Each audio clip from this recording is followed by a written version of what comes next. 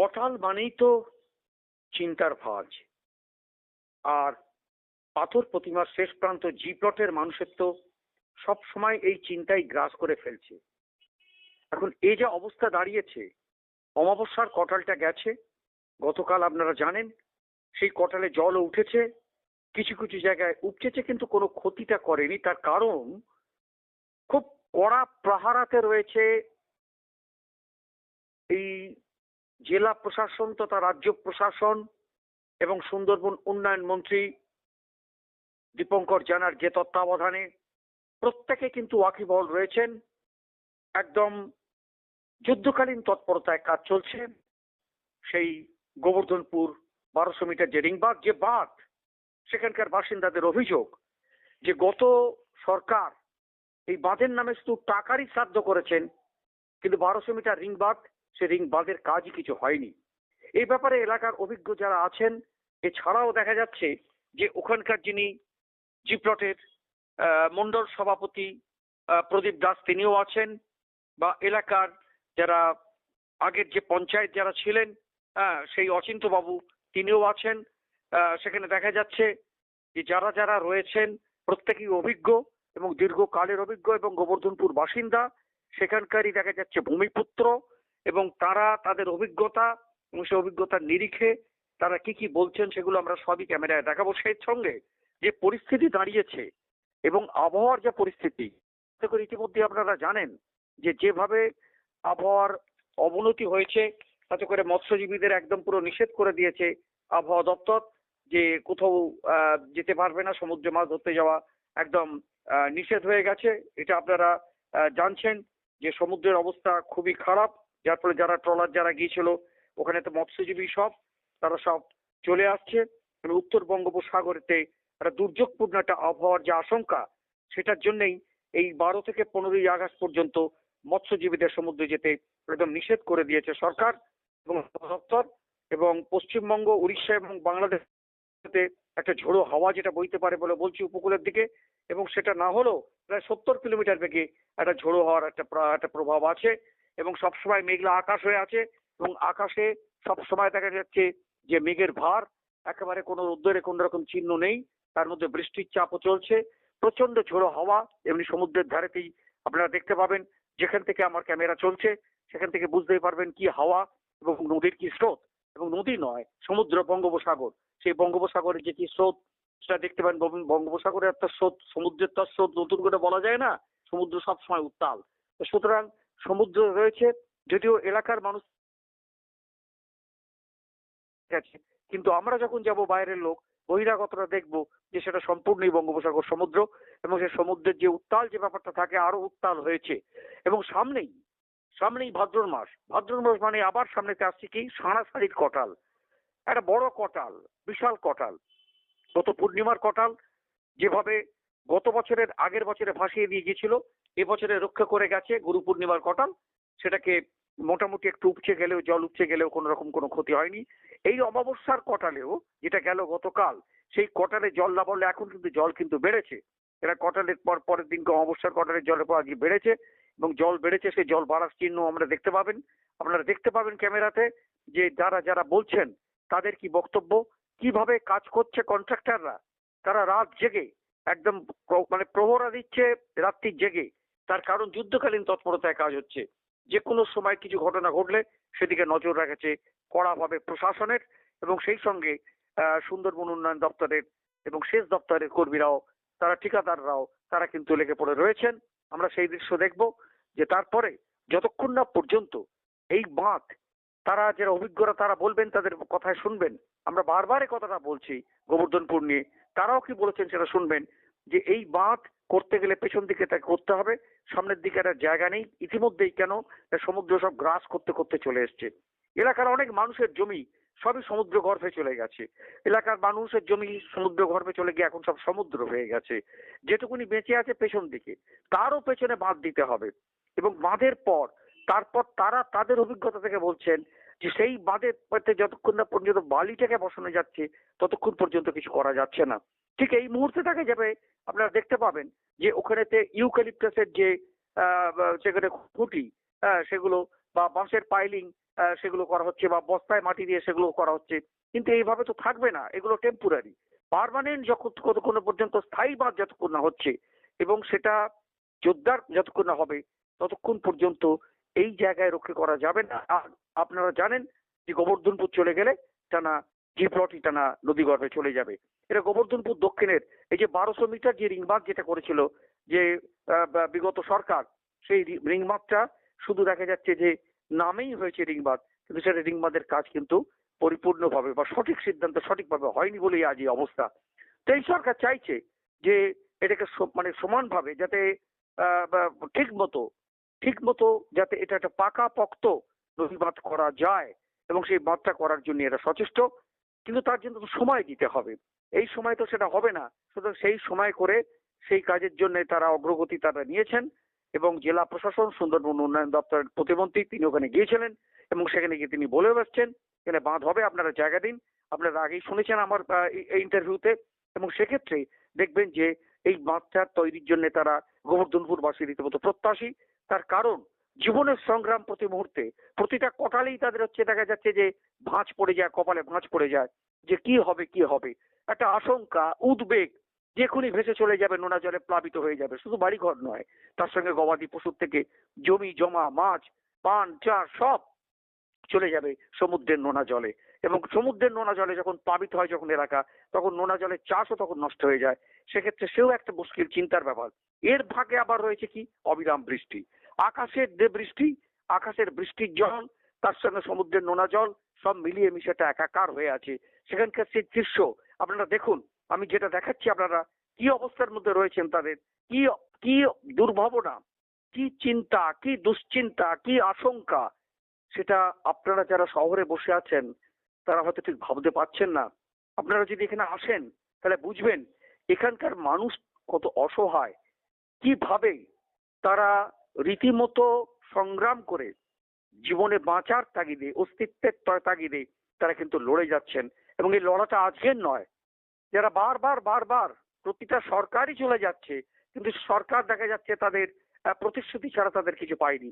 তারা কিন্তু প্রত্যাশী এই সরকার যেহেতু এই সরকারটা দুটো সরকারি যখন হয়েছে কেন্দ্র এবং রাজ্য, সেক্ষেত্রে একটা আশা কিন্তু তারা করছে যে আগে যেসব সরকারগুলো ছিল তাদের সঙ্গে কেন্দ্রের সেই যোগাযোগটা ছিল না, কেন্দ্র এক রাজ্য এক, যার ফলে বারবারই সেই সরকার বলতো কেন্দ্র টাকা দিচ্ছে না, কেন্দ্র বিমাত্রী স্বরূপ আচরণ করছে, ইত্যাদি ইত্যাদি নানা অজুহাত লেগে থাকতো।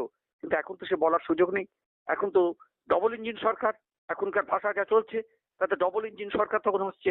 সুতরাং সে ডবল ইঞ্জিন সরকার যখন আসছে, তাই আশাবাদী গ্রামবাসী এবং এলাকাবাসী যে জি প্লটের যারা মানুষ যারা আছেন যে অন্তত গোবর্ধনপুরকে এবারে বাঁচানো যাবে। আসুন দেখি কি কর্মতৎপরতা, কিভাবে কাজ চলছে যুদ্ধকালীন তৎপরতায় আমরা দেখব। অভিজ্ঞ মানুষ এবং এখানকার যারা স্থানীয় যারা শাসন যারা আছেন শাসনে বা শাসনে ছিলেন তাদের কথা, তাদের অভিজ্ঞতা আমরা শেয়ার করি। আপনারা শুনুন জি প্লটের ঠিক এই মুহূর্তের পরিস্থিতি আমি দেখাচ্ছি একেবারে জি প্লট থেকেই। ঠিক আছে, নমস্কার।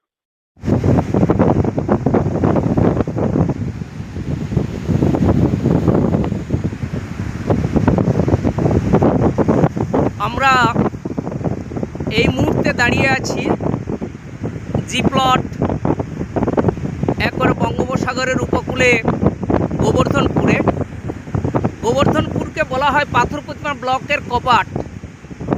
এই গোবর্ধনপুরকে যদি না রক্ষা করা যায়, ভবিষ্যতে জি প্লট তথা পাথর প্রতিমাও বঙ্গোপসাগরের করাল গ্রাসে তলিয়ে যাবে।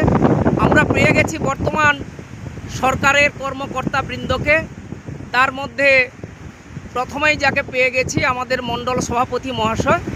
আপনার নামটা যদি একটু বলেন। আমার নাম প্রদীপ দাস, পাথর প্রতিমা 5 নম্বর মণ্ডলের সভাপতি।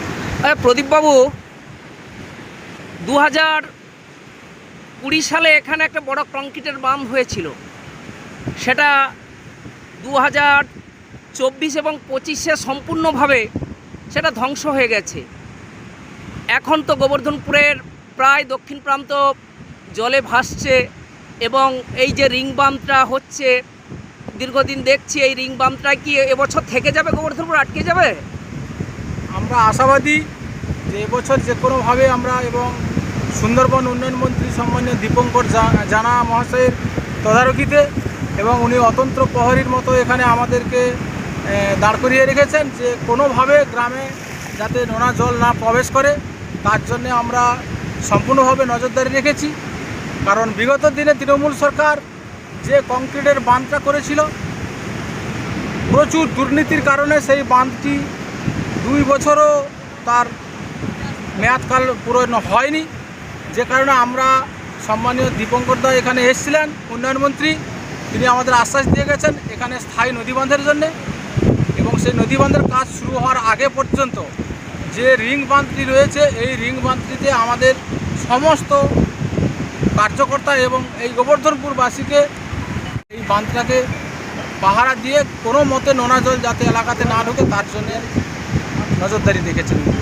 উনি সর্বদাই প্রতিনিয়তই আমাদের কাছে খোঁজখবর নিচ্ছেন যে গোবর্ধনপুর বিষয়ে, গোবর্ধনপুরটাকে কীভাবে বাঁচানো যাবে তার চিন্তাভাবনা উনি দিনরাত্রি করছেন। আপনারা যদি এবছর বাঁধ করেন, আপনার কি কোনো সবুজ সংকেত পেয়েছেন কেমনভাবে বাঁধটা করতে পারেন যাতে এই গোবর্ধনপুর তথা জি প্লটটা দীর্ঘস্থায়ীভাবে নদী বাঁধটা থাকতে পারে? হ্যাঁ, আমরা সবুজ সংকেত পেয়েছি ডিপার্টমেন্টের কাছ থেকে, এবং উন্নয়ন মন্ত্রী তিনি এই বিষয়টিকে নিজের হাতে তদারকি করছেন যে যত তাড়াতাড়ি সম্ভব এখানে স্থায়ী কংক্রিটের নদী বাঁধ উনি নির্মাণ করবেন। এটুকুই আমাদের গ্রামবাসী এবং আমাদেরকে আসক্ত করে গেছেন, এবং উনি নিজের থেকে এই বিষয়টা দেখছেন। ওনার সঙ্গে যিনি আছেন দীর্ঘদিনের অভিজ্ঞ, ইনিও এখানের দীর্ঘদিন গোবর্ধনপুরের পঞ্চায়েত করেছেন এবং নদীবাঁধ রক্ষার জন্য তিনি প্রহরী হিসেবে এক সময় কাজ করতেন, তাকে পেয়ে গেছি। আপনার নাম? আমার নাম শ্রী অচিন্ত দাস, আমি গোবর্ধনপুরের বাসিন্দা। তো আমি দীর্ঘ 10 বছর পঞ্চায়েতের দায়িত্বে ছিলাম প্রাক্তন। তখন যে বাঁধগুলো করা হয়েছিল, প্রায় অন্তত এখানে 6 ঢালের একটা বাঁধ করে দেওয়া হয়েছিল, যার পরমায়ু অন্তত 18 বছর ছিল।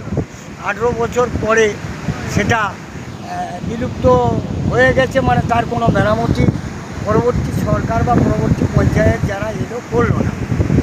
তো সেই পরিপ্রেক্ষিতে এরকম অবস্থা হয়েছে। এই কংক্রিটের বাঁধ আমাদের মণ্ডল সভাপতি যেটা বললেন, মণ্ডল সভাপতি এখন হয়তো জেনেছেন, সেই পরিপ্রেক্ষিতে বলছেন। এর আগে কিন্তু আমাদের মণ্ডল সভাপতিকে নিয়ে গিয়ে আমরা অবশ্যই দেখবো এস্টিমেটটা, যদি রিভাইজ করতে হয় ওনারা রিভাইজ করবেন তাড়াতাড়ি, যাতে পুজোর পরে কিংবা আগে কাজের প্রস্তুতি নেওয়া যায়। সেই জন্য আমি আপনাদের মাধ্যমে আবেদন করছি, ডিপার্টমেন্টের কাছে আবেদন করছি, আমাদের যে সরকার এসছে তিনি দায়িত্ব নিয়েছেন, বলেছেন, মন্ত্রী মহাশয় বলেছেন, মণ্ডল সভাপতি বললেন যে দায়িত্ব নিয়ে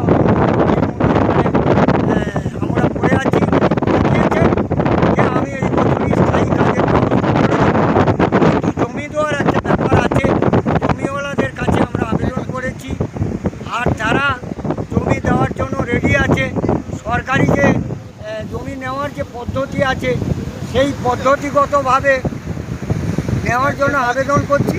কোথায় কীভাবে আটকে আছে সেইটা সরকার পক্ষে যারা প্রতিনিধি আছেন অতি দ্রুত যাতে এই নদী বাঁধটা তৈরি হয়, তা নাহলে এখানে 250টা পরিবার রয়েছে, এখানে 2টো প্রাইমারি স্কুল রয়েছে, এখানে রামকৃষ্ণ সেবাশ্রম সংঘ রয়েছে।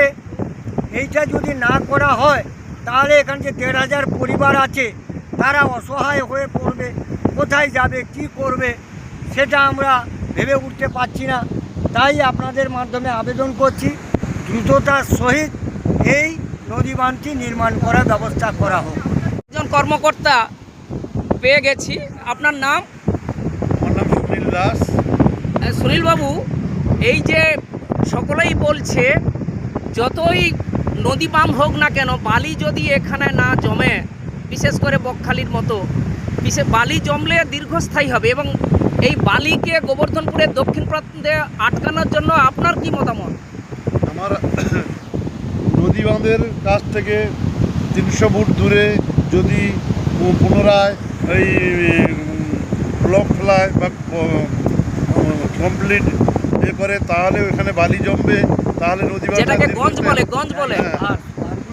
পার্কগুলো করলে তাহলে ওখানে বালি জমবে, নদী বাঁধ অনেক স্থায়ী হবে। আর যে কথাটা আমাদের বিগত দিনের পঞ্চায়েত অচ্যুতবাবু বললেন, ওনার কথাটা উনি দীর্ঘদিন এই কাজের সাথে যুক্ত এবং আমার বাড়ি এই গোবর্ধনপুর এই নদীগর্ভে পড়ে গেছে। আমি এখন পুরাবৃত্তটে বাস করি। আমাদের বিগত দিনের সরকার যে দুর্নীতি করেছে এই নদী বাঁধের উপরে, তার জন্য আজকের এই গোবর্ধনপুরের এই অবস্থা। যদি আমাদের সেদিনের কথা যদি একটু মেনে চলতো, তাহলে 500 ফুট দূরে যদি বাঁধটা করতো, তাহলে এরকম অবস্থায় থাকতো না।